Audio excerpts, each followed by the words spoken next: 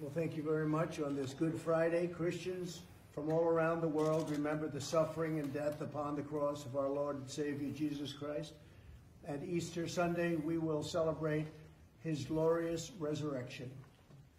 At this holy time, our nation is engaged in a battle like never before, the invisible enemy. Our brave doctors, nurses, and responders, first responders of all, are fighting to save lives. Our workers are racing to deliver critical medical supplies. Our best scientists are working around the clock to develop life-saving therapeutics, and I think they're doing really well in doing so. Our people are making tremendous sacrifices to end this pandemic.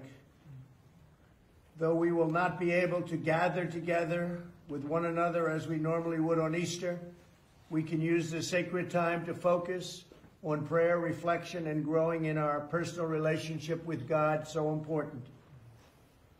I ask all Americans to pray that God will heal our nation, to bring comfort to those who are grieving, to give strength to the doctors, nurses, and healthcare workers, to restore health to the sick, and to renew the hope in every person who is suffering.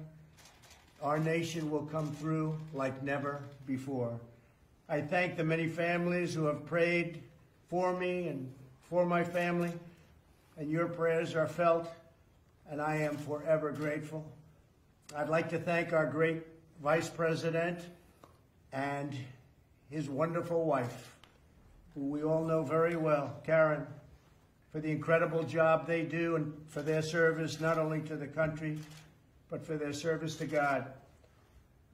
Almost 3,000 years ago, the prophet Isaiah wrote these words, "Darkness covers the earth, but the Lord rises upon you, and his glory appears over you, for the Lord will be your everlasting light." As our nation battles the invisible enemy, we reaffirm that Americans believe in the power of prayer. We give thanks for the majesty of creation and for the gift of eternal life, and we place our trust in the hands of Almighty God.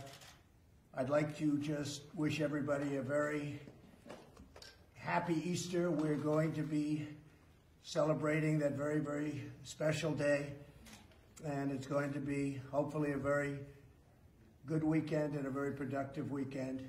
And I want to thank everybody in our country and beyond for all they've had to put up with. 184 countries as of this morning are fighting this enemy, and we pray for them all. With that, I'd like to introduce Bishop Harry Jackson from Maryland, highly respected gentleman who is a member of our faith and a person that we have tremendous respect for. Bishop, please. Thank you, Mr. President.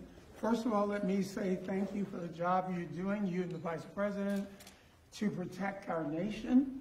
And you've included the churches in the relief efforts. Many churches would have had to close down had it not been for your insightful leadership. So thank you both very much. Thank you.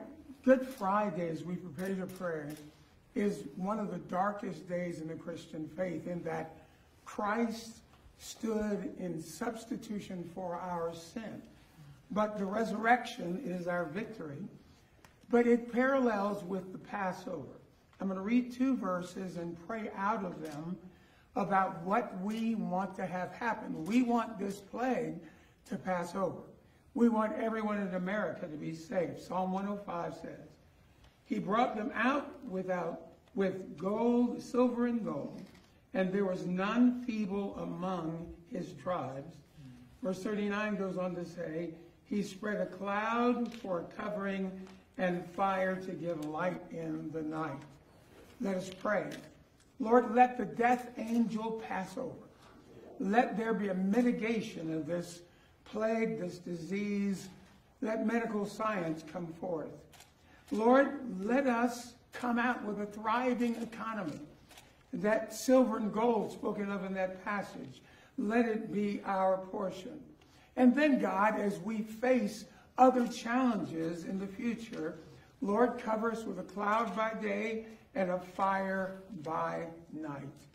But in this great land that was set up to glorify your name, We want to we come against the spirit of division. Lord, let e pluribus unum be a reality in us. Let there be a uniting of America. Heal the divide between race, class, and gender. Once again, give this great man, our president, and give the vice president wisdom beyond their natural limitations. Give them insight so they can cover us, lead us, and bless us.